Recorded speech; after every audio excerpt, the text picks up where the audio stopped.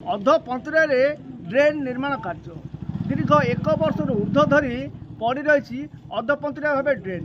ତେବେ ଆମେ କହୁଛୁ ଗଞ୍ଜାମ ଜିଲ୍ଲା ବୁଗୁଡ଼ା ବ୍ଲକ ଅଧୀନରେ ଥିବା ଲଗୁଡ଼ୁ ଗାଁର କଥା। ତେବେ ଦେଖିପାରୁଥିବେ ସିଧାସଳଖ ଚିତ୍ର ମୁଁ ଦେଖାଉଛି କିଭଳି ଭାବେ ଡ୍ରେନ୍ଟି ପଡ଼ି ରହିଛି। ବଂଶୀଧର ବିଷୟ କୋଉ ନଗୁଡ଼ୁ ଏଇ ଯେଉଁ ଆପଣଙ୍କ ଗାଁରେ ଗୋଟେ ଡ୍ରେନ୍ରେ ନିର୍ମାଣ ହେଉଥିଲା, କେତେ ବର୍ଷ ହେଲା ଡ୍ରେନ୍ ନିର୍ମାଣ ଅଧାପନ୍ତରା ପଡ଼ିଛି? ହଁ ବର୍ଷେ 1.5 ବର୍ଷ ହଉ। କ'ଣ ଅସୁବିଧା ହେଲା ଯେ ଅଧାପନ୍ତରା ପଡ଼ି ରହିଲା? ଆଜ୍ଞା ଏଇଟା ତ ରୋଡ କାମ ଚାଲିଥିଲା ଆଉ କିଏ ମନକାନ ଦେଲେନି, ଏତିକିରେ ବନ୍ଦ ଅଛି ଆଉ। ହଁ ଇଲେକ୍ଟ୍ରିକ ପୋଲ ଭିତରେ ଅଛି, ସେଇ ଇଲେକ୍ଟ୍ରିକ ପୋଲ ଘୁଚିନି, ସେଇଟା ପାଇଁ ଏଭଳିଆ ରହିଛି ଆଉ। ଆଜ୍ଞା ଏ ଡ୍ରେନ୍ ପାଣି ତ ଗାଁ ଭିତରକୁ ଯାଉଛି, ରୋଡରେ ସମସ୍ତେ କୁଦିକିରି ଯାଉଛନ୍ତି ମଇଳା ପାଣି ଆଉ। ହଁ ରୋଗ ବୈରାଗ ହେଲେ ଏମିତି ଆଜ୍ଞା ଆଉ, ମେଡିକାଲରେ ସବୁ ଯାଉଛନ୍ତି, କିଏ କେମିତି ହଉଛନ୍ତି ଆଉ। କେମିତି ଅଛି? ମଶା ଡାଉଁଶ ବେଶୀ ଅଛନ୍ତି। ଏ ନାଳ ତିଆରି କଲେନି ତ ଲୋକ ହତସନ୍ତ କରେଇଲେ ଆଉ। ସବୁ ଭଲ ହୁଅନ୍ତା ଏ ନାଳଟା ହେଇଯାଇ ଦେଲେ ଆଉ। ମୋ ନାଁ ରବୀନ୍ଦ୍ର ନାୟକ।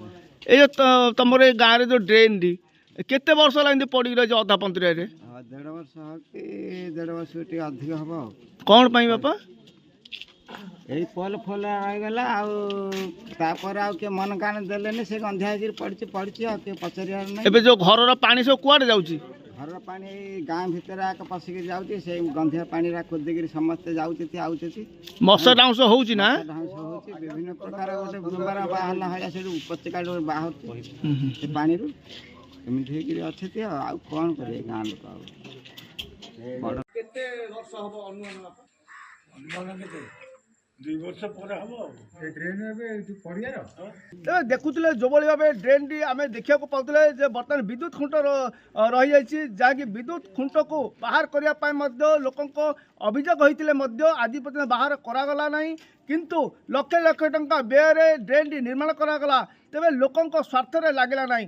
ତେବେ ଯାହାଫଳରେ ଲୋକେ ଆଜି ବର୍ତ୍ତମାନ ଅଭିଯୋଗ କରୁଛନ୍ତି ଯେ ପ୍ରଶାସନ ଏହାକୁ ଦୃଷ୍ଟି ଆକର୍ଷଣ କରି ଯଦିଓ ନୂତନ ଡ୍ରେନ୍ ନିର୍ମାଣ କରାଯାଏ ତାହେଲେ ଲୋକଙ୍କ ସମସ୍ୟା ଦୂର ହେବ ବୋଲି ଲଗୁଡ଼ୁବାସୀ କହୁଛନ୍ତି। ଗଞ୍ଜାମ ବୁଗୁଡ଼ା ରବି ମିଶ୍ର, ନକ୍ଷତ୍ର ନ୍ୟୁଜ୍।